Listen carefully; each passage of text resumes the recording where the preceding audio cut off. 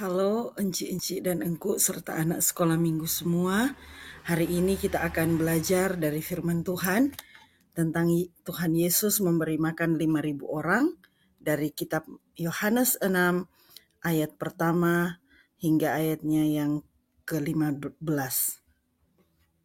Kita berdoa, Tuhan tolong kami supaya kami mengerti firman-Mu dan kiranya Roh Kudus-Mu akan menolong kami bukan hanya mengerti, tetapi akan melakukan firman-Mu di dalam hidup kami setiap hari. Di dalam nama Tuhan Yesus, amin. Jadi, pembacaannya di Yohanes 6 ayat 1-15 dengan judul Yesus memberi makan 5.000 orang. Sesudah itu, Yesus berangkat ke seberang Danau Galilea, yaitu Danau Tiberias. Orang banyak berbondong-bondong mengikuti dia, karena mereka melihat mujizat-mujizat penyembuhan yang diadakannya terhadap orang-orang sakit. Dan Yesus naik ke atas gunung dan duduk di situ dengan murid-muridnya. Dan Paskah, hari raya orang Yahudi, sudah dekat. Ketika Yesus memandang sekelilingnya dan melihat bahwa orang banyak berbondong-bondong datang kepadanya, berkatalah ia kepada Filipus, "Di manakah kita akan membeli roti supaya mereka ini dapat makan?" Hal itu dikatakannya untuk mencobai dia, sebab ia sendiri tahu apa yang hendak dilakukannya. Jawab Filipus kepadanya, "Roti seharga 200 dinar tidak akan cukup untuk mereka ini. Sekalipun masing-masing mendapat sepotong kecil saja." Seorang dari murid-muridnya, yaitu Andreas, saudara Simon Petrus, berkata kepadanya, "Di sini ada seorang anak yang mempunyai 5 roti jelai dan 2 ikan. Tetapi apakah artinya itu untuk orang sebanyak ini?" Kata Yesus, "Suruhlah orang-orang itu duduk. Adapun di tempat itu banyak rumput, maka duduklah orang-orang itu, kira-kira 5.000 laki-laki banyaknya." Lalu Yesus mengambil roti itu, mengucap syukur dan membagi-bagikannya kepada mereka yang duduk di situ. Demikian juga dibuatnya dengan ikan-ikan itu, sebanyak yang mereka kehendaki. Dan setelah mereka kenyang, ia berkata kepada murid-muridnya, "Kumpulkanlah potongan-potongan yang lebih supaya tidak ada yang terbuang." Maka mereka pun mengumpulkannya dan mengisi 12 bakul penuh dengan potongan-potongan dari kelima roti jelai yang lebih setelah orang makan. Ketika orang-orang itu melihat mujizat yang telah diadakannya, mereka berkata, "Dia ini adalah benar-benar nabi yang akan datang ke dalam dunia." Karena Yesus tahu bahwa mereka hendak datang dan hendak membawa dia dengan paksa untuk menjadikan dia raja, ia menyingkir pula ke gunung seorang diri. Demikian pembacaan firman Tuhan. Enci-enci dan engku-engku serta anak-anak sekolah minggu semua. Jadi ini adalah kisah tentang Tuhan Yesus yang memberi makan kepada 5.000 orang laki-laki. Berarti kalau di dalam Alkitab ditulis 5.000 orang laki-laki, belum terhitung dengan perempuan-perempuan.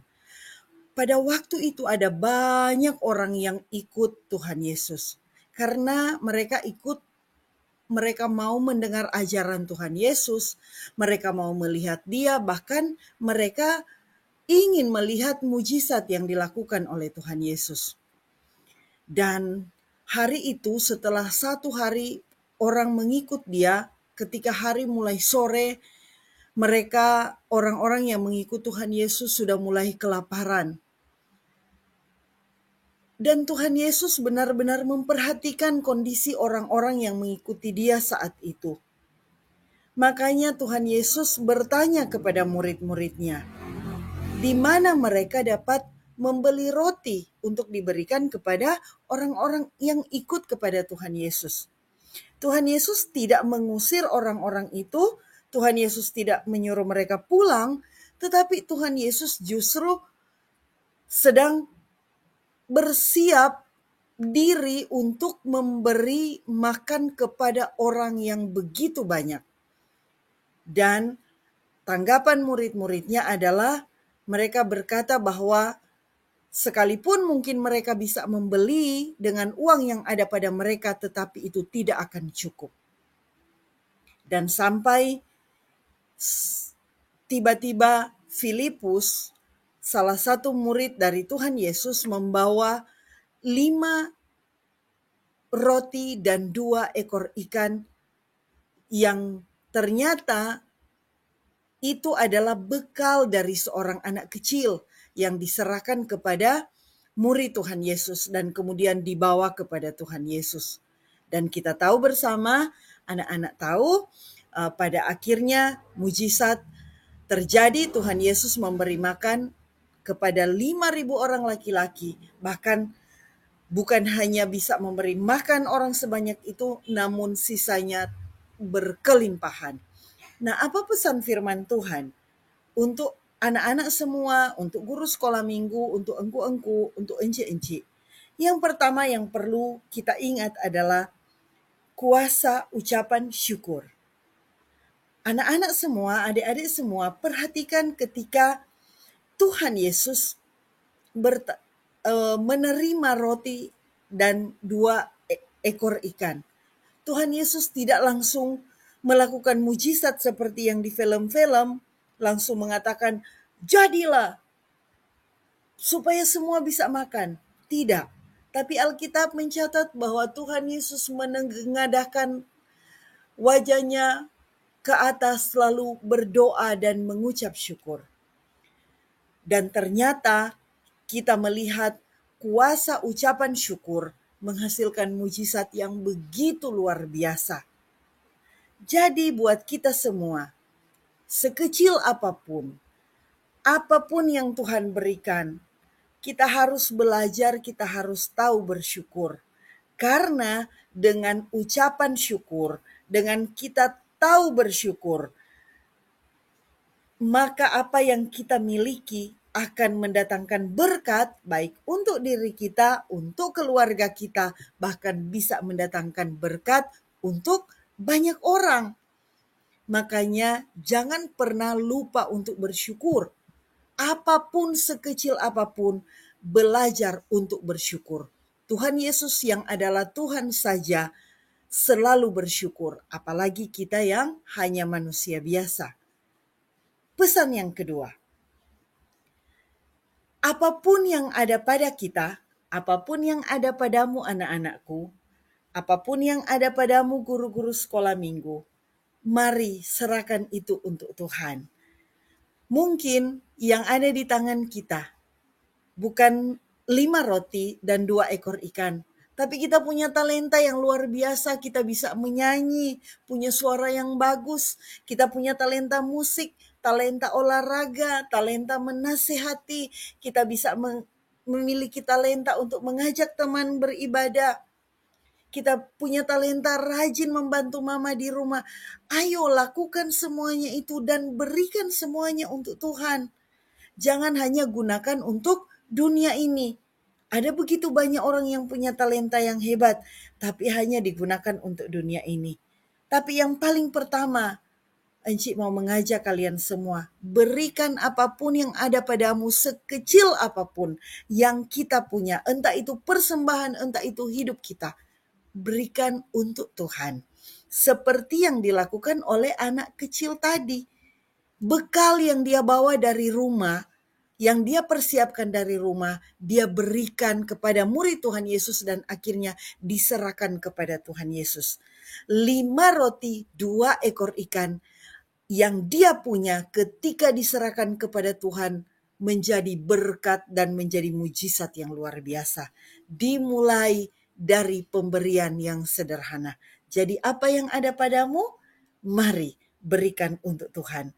Pesan yang terakhir anak-anakku, ingat Tuhan Yesus itu benar-benar Tuhan yang Maha Kuasa.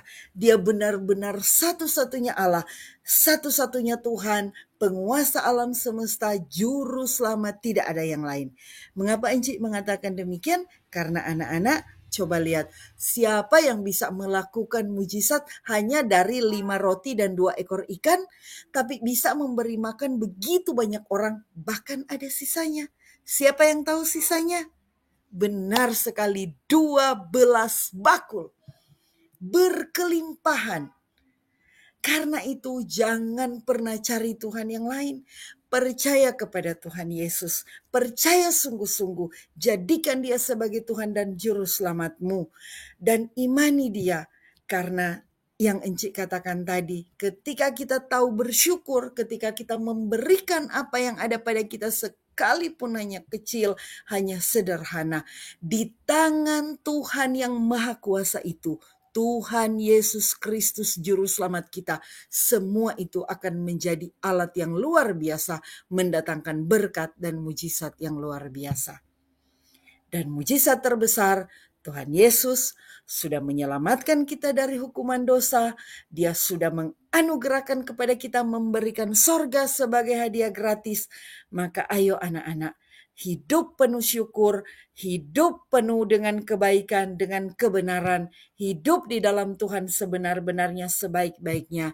Maka kita akan terus hidup untuk menjadi berkat dan memuliakan nama Tuhan. Amin.